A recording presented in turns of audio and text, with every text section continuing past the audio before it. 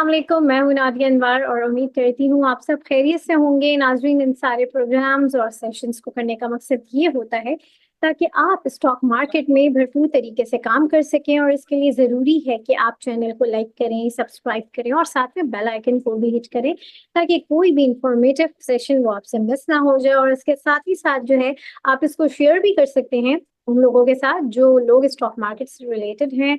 और जो है डिस्क्रिप्शन में व्हाट्सएप का लिंक है, आप वो भी ज्वाइन कर सकते हैं। और जो है ताकि आप टाइमली हर चीज़ से अपडेटेड रहें। और इसके साथ ही साथ जो है आप अगर हमारे लाइव सेशन का हिस्सा बनना चाहते हैं तो वो भी आप उसके थ्रू बन सकते हैं।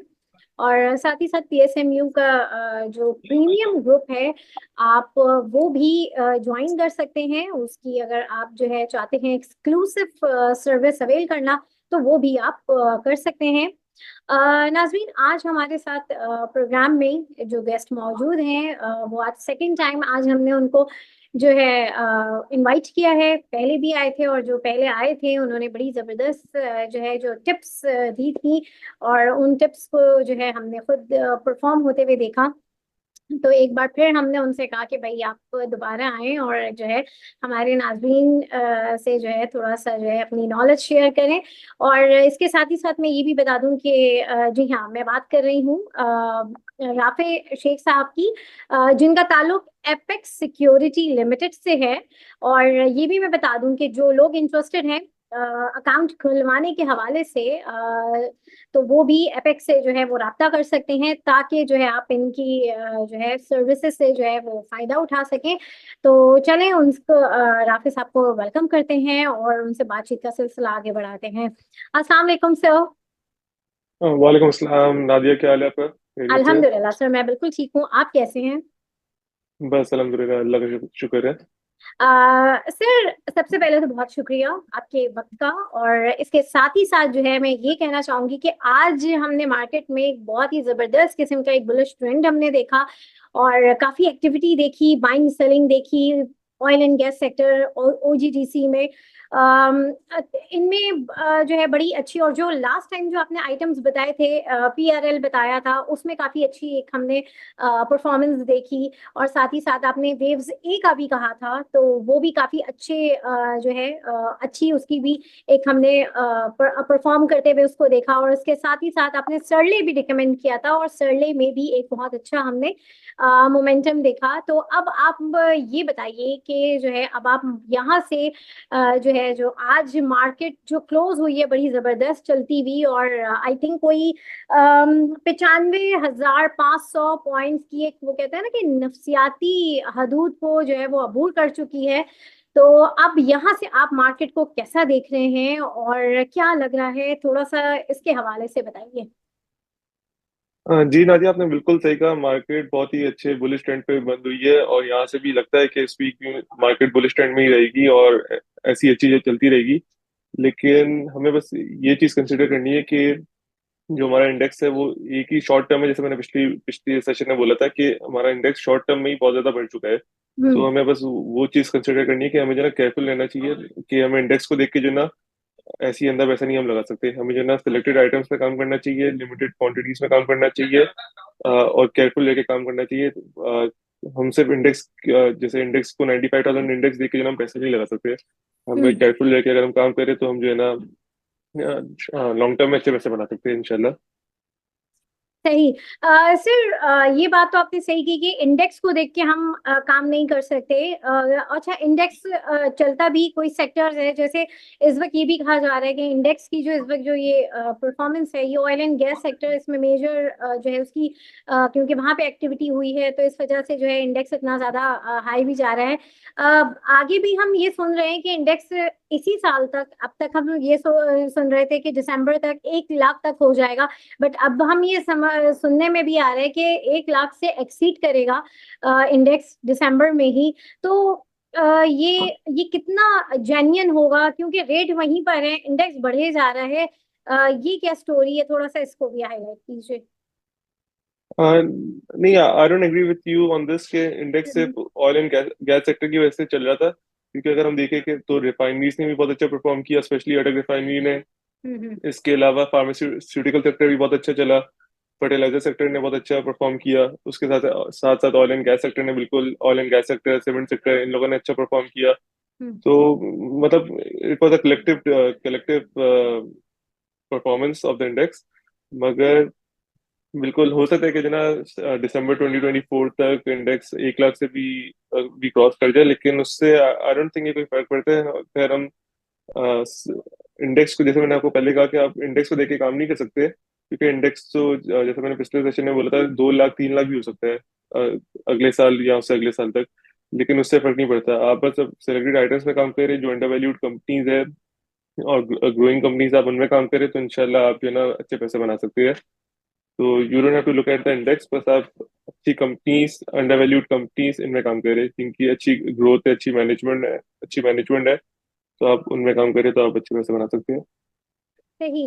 अच्छा सर, थोड़ा सा सीमेंट सेक्टर के हवाले से बताइए कि इस वक्त सीमेंट सेक्टर थोड़ा सा कूल डाउन चल रहा है, बड़ा जो है पहले बहुत अच्छा वो था, लेकिन अभी थोड़ा सा हमने देखा है कि थोड़ा सा ठंडा हो गया है। और लेकिन इसी सेक्टर के हवाले से थोड़ा सा मैं जानना चाहूंगी कि आगे इस सेक्टर में क्या है, पोटेंशियल कितना है।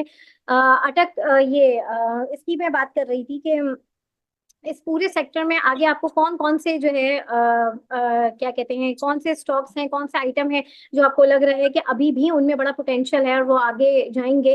तो थोड़ा सा इसके हवाले से बताइए। हाँ जी, सीमेंट सेक्टर जैसे हमने देखा कि इस हम्म। साल सीमेंट सेक्टर ने बहुत अच्छा परफॉर्म किया, और कुछ स्पेसिफिक सीमेंट स्टॉक्स थे जिन्होंने अच्छा खासा गेन किया। तो वैसे ही अभी लगता है कि अभी ये इस रैली के बाद अभी cement sector cool down period में चल रहा है। हम्म। और अभी ऐसी थोड़ा थोड़ा सा ऐसे ही रहेगा, उसके बाद एक और इसमें रैली चलेगी, उसमें जो ना फिर सीमेंट स्टॉक जो है न्यू हाइज बनाएंगे। तो इस सेक्टर में मेरे हिसाब से सबसे अच्छा स्टॉक जो है वो एक तो फौजी सीमेंट और दूसरा गरीबाल सीमेंट है। हम्म। ये दोनों स्टॉक्स मुझे लगता है कि जो ना ये अच्छी परफॉर्मेंस देगी इंशाल्लाह कमिंग टाइम में। सही। और इसमें हमें एक और चीज कंसिडर करनी है कि जैसे अभी इंटरेस्ट रेट तो घट गया है, तो अभी जो सीमेंट स्टॉक्स हैं, इनकी जो कंपनीज हैं, इनकी फाइनेंस कॉस्ट में भी जो ना अभी कमी आएगी। तो उसके साथ जब अब जो इनका नया रिजल्ट आएगा उस पर डिपेंड करता है सर कि रैली कैसे चलेगी। कि जिस कंपनी के रिजल्ट अच्छे आएंगे because of decreasing interest rate, तो उसकी वजह से ना वो उतनी अच्छी परफॉर्मेंस देगी कंपनी। सही। सर, अगर रिफाइनरी की बात करें तो जैसे अटक रिफाइनरी ने काफी अच्छी जो है उसकी परफॉर्मेंस बड़ी आउट क्लास रही। लेकिन अगर कंपैरिजन में हम उसकी बात करें एनआरएल और पीआरएल, हालांकि पीआरएल भी चला है लेकिन कंपैरिजन के हिसाब से इतना परफॉर्म नहीं किया। और सिनर्जी तो इनमें क्या वजूहत है और क्या देख रहे हैं आप इनमें, कितना आगे पोटेंशियल है, थोड़ा सा इसको भी एक्सप्लेन करें। जी बिल्कुल, आपने सही कहा कि अगर हम पूरे रिफाइनरी सेक्टर को देखें तो सबसे अच्छी परफॉर्मेंस अभी तक अटक रिफाइनरी की रही है। हम्म। लेकिन हमें ये भी कंसिडर करना चाहिए कि अगर हम पूरे रिफाइनरी सेक्टर में देखें तो सबसे ज्यादा अर्निंग अर्निंग जो है वो भी अटक रिफाइनरी की ही है। जब सारी रिफाइनरी लॉस कर रही थी तो एक ये वाहिद रिफाइनरी थी जिसका जनाब 200+ अर्निंग आ रही थी साल की। अगर हम लास्ट ईयर का भी रिजल्ट कंसिडर करें तो अटक रिफाइनरी की जो अर्निंग थी फिस्कल ईयर की, तो वो 200+ थी। और एनआरएल और बाकी रिफाइनरीज ने नुकसान किया था। पीआरएल प्रॉफिट में थी लेकिन उसका लास्ट क्वार्टर का नुकसान था। तो अगर हम ये सारी चीजें कंसिडर करें तो बिल्कुल अटक रिफाइनरी ने बहुत अच्छा परफॉर्मेंस किया है। और हमें ये भी देखना होगा कि अटक रिफाइनरी अभी भी वजह से बहुत अंडर वैल्यू चल रही है। इसकी अगर हम हम्म। Book price to book value और अर्निंग देखें तो उसके हिसाब से इसका रेट और ज्यादा होना चाहिए। तो उसमें एक्सपेक्टेड है कि जो ना ये आगे भी चल के परफॉर्म करती रहेगी। सही। अच्छा सर, ये कुछ सवाल हैं जो हमारे जितने भी हमारे व्यूअर्स हैं उनकी तरफ से थोड़े सवाल हैं, वो भी मैं ऐड करना चाहूंगी। ये waves corporation and treat battery के फ्यूचर आउटलुक के हवाले से थोड़ा सा गाइड कर दीजिए। ये दोनों बहुत अच्छी कंपनीज है, स्पेशली हम्म। Waves corporation. जैसे मैंने पिछले सेशन में भी आपको बोला था कि बिल्कुल। ये वेव्स कॉर्पोरेशन एक्सपेक्टेड है कि यहाँ से डबल हो सकता है। हम्म। क्योंकि अगर हम देखा जाए जो जितना बड़ा ये ब्रांड है, जितनी इसकी प्रोडक्शन कैपेसिटी है, और आगे जाके डिक्लाइनिंग इंटरेस्ट रेट से इसको भी बहुत ज्यादा फायदा होगा। और इसके जो प्रोडक्ट्स है इनकी भी डिमांड पिकअप होगी। तो उससे जो है ना इसकी शेयर प्राइस में लगता है कि इजाफा हो सकता है शॉर्ट टर्म में इंशाल्लाह। हम्म। सही। और सर, पेस और हैस्कॉल के हवाले से बताइए। और ये वैसे तो इन्होंने पूछा कि टारगेट प्राइस क्या है, तो थोड़ा सा इन इन दोनों को भी एक्सप्लेन करें। देखिए, पेस और हैशफॉल ये दोनों अ, मतलब इन दोनों स्टॉक्स पे जो ना मैं काम नहीं करता। ना हम्म। मैं अपने क्लाइंट्स को रिकमेंड करता हूँ कि वो लोग इनमें काम करें, क्योंकि जब मार्केट में इन्हीं रेट्स पे इतनी अच्छी अच्छी कंपनीज मिल रही है, तो क्या फायदा आप ऐसे रिस्की आइटम्स में काम करें जो डिफॉल्टर सेगमेंट में या जिनकी इतनी अर्निंग्स नहीं है फिलहाल। हम्म। तो अगर आपको पीआई बीटीएल ही मिल रहा है एसपॉल के पैसों में या पेस के पैसों में, तो आप पीआई बीटीएल या वेव्स ले, rather then investing in the stocks, मेरे हिसाब से। सही। और सर मारी के हवाले से भी जरा बता दीजिए, मारी के हवाले से भी सवाल आया था, तो थोड़ा सा मारी को भी एक्सप्लेन कर। मारी मारी जैसे एक बहुत अच्छी कंपनी है, और जो अभी इसने नए नया बिजनेस स्टार्ट करी है डाटा सेंटर का, मेरे हिसाब से ये बहुत अच्छा काम है।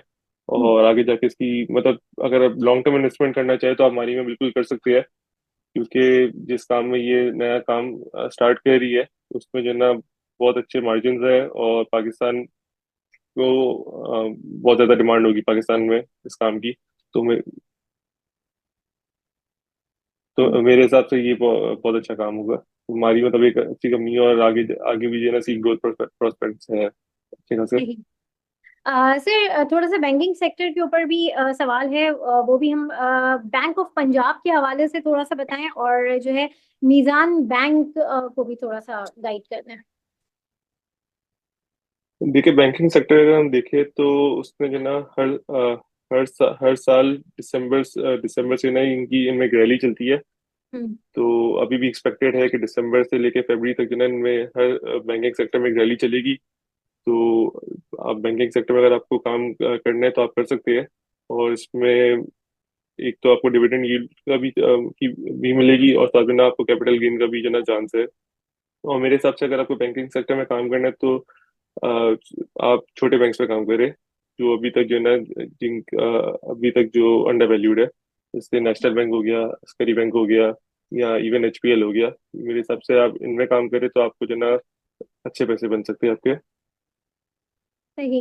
और सर थॉमसन के हवाले से भी बता दें, इसके हवाले से भी सवाल आया था थॉमसन के हवाले से।